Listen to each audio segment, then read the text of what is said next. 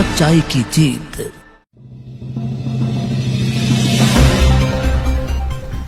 नमस्कार, आप देख रहे हैं सच्चाई की जीत न्यूज। सच को रखें हमेशा आगे। मैं अर्शी चौधरी। समाजवादी पार्टी के सीनियर नेता संभल जिले से सांसद शफीकुर रहमान बर्क ने मुरादाबाद के मेडविन हॉस्पिटल का किया उद्घाटन। समाजवादी पार्टी के सीनियर नेता संभल जिले से सांसद शफीकुर रहमान बर्क ने मुरादाबाद के मेडविन हॉस्पिटल का फीता काटकर उद्घाटन किया। वहीं मीडिया से बात करते हुए सांसद ने कहा कि देश में इस वक्त मुस्लिमों के हालात ठीक नहीं हैं। भारतीय जनता पार्टी सरकार मुसलमानों का उत्पीड़न कर रही है। उन्होंने साथ ही कहा कि यह सरकार किसानों की मांगों को लेकर भी कोई सुनवाई नहीं कर रही है।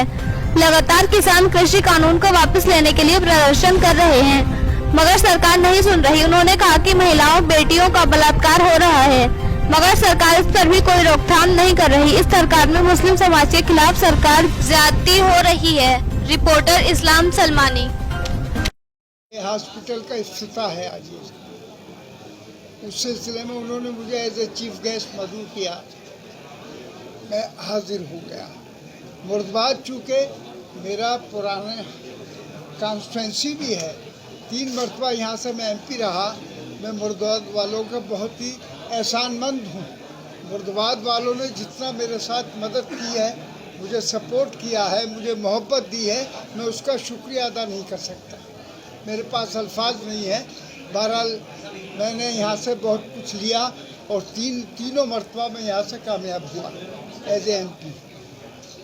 तो अब यहाँ पर चूँकि एक ये उद्घाटन है, एक मेडविन अस्पताल यहाँ पर खोला जा रहा है। डॉक्टर सैनी साहब वगैरह और कौन डॉक्टर आलम है, तो ये सब लोग मिलकर इसको बनाया है।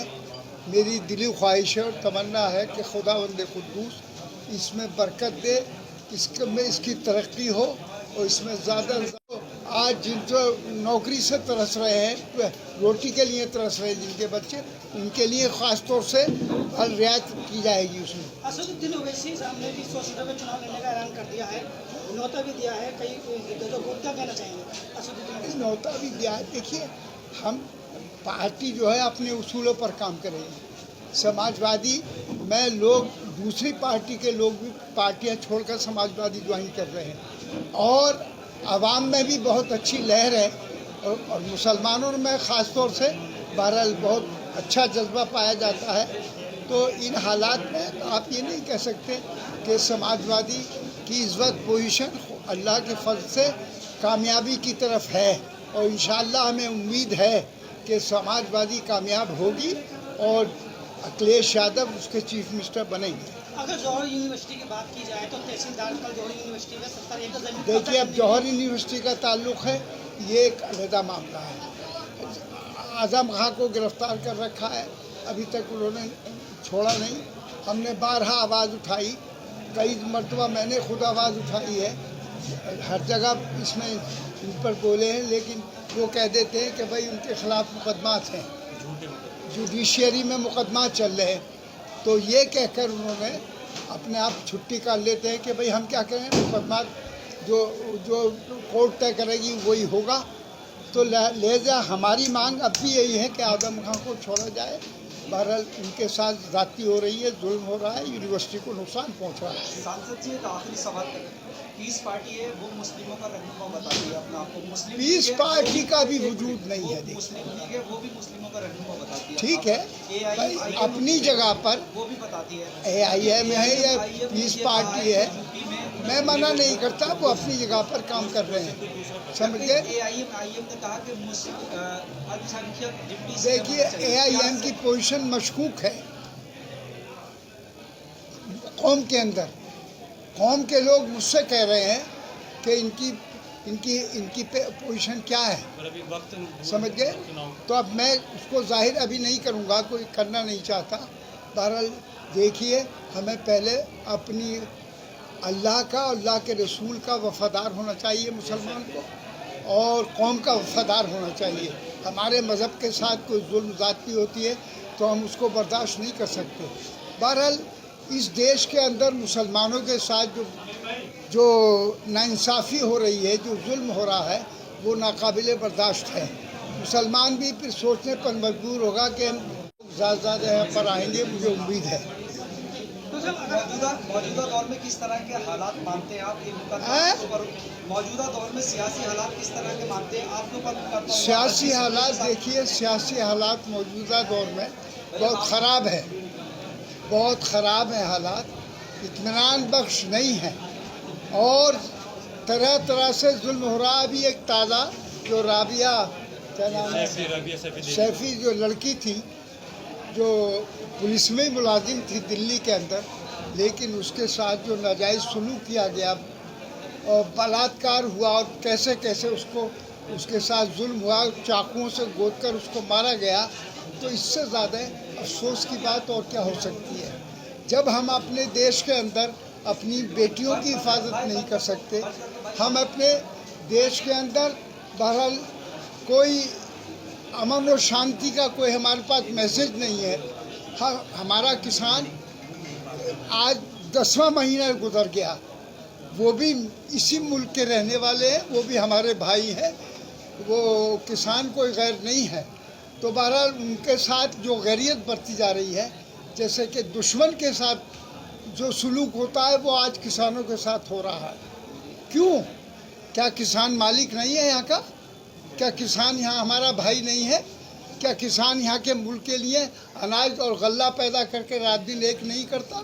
लेकिन इसके बावजूद किसानों के साथ जो इस वक्त सलूक हो रहा है वो सारी दुनिया में उसका मैसेज गलत जा रहा है हमारे मुल्क के ख़िलाफ़। ये बीजेपी की गवर्नमेंट अपने आप को कितनी इतराती रहे, लेकिन इससे कोई होने वाला नहीं है। अब चूँकि इलेक्शन आ गया इस वक्त यहाँ यानी यूपी का, अब यूपी का सबसे बड़ा सूबा है, इन्हें सबसे ज़्यादा फिक्र यूपी बचाने की है। तो यूपी बचाने के लिए कोई अच्छे काम तो नहीं कर रहे। अबे अच्छे काम करते तो लोग तुम्हें लाइक करते। तुम्हारी पहले 60% लोग लाइक करते थे, अब 24% आइए मोदी को लाइक कर रहे हैं। तो मतलब ये कि घटकर तुम्हारी जो हरदी लजीजी थी 24% रह गई। तो इन हालात में बहरहाल और ख़ास तौर से मुसलमानों के साथ ज़्यादती हो रही है इस मुल्क के अंदर। हम भी इस मुल्क के हैं, इस देश की आज़ादी के लिए हमने भी कुर्बानी दी है, सबसे ज़्यादा कुर्बानी दी है। उलमा तक फांसी के तख्तों पर गए हैं, उनको भी लटकाया गया था, फांसी पर लटकाया गया है। हमारे सीनों पर जलियांवाला बाग हो या कोई भी हो, हम गोलियां हमने खाई हैं और जेलों के अंदर हमने पनाह ली है। तो जेलों के अंदर रहे हैं और वहाँ पर जो वो काला पानी कहा जाता है, लेकिन उसका नाम है अंडमान निकोबार। मैं भी वहाँ गया था उस जगह एक मीटिंग में। तो वहाँ पर मौलाना फजल खैराबादी हैं, उनका मज़ार है।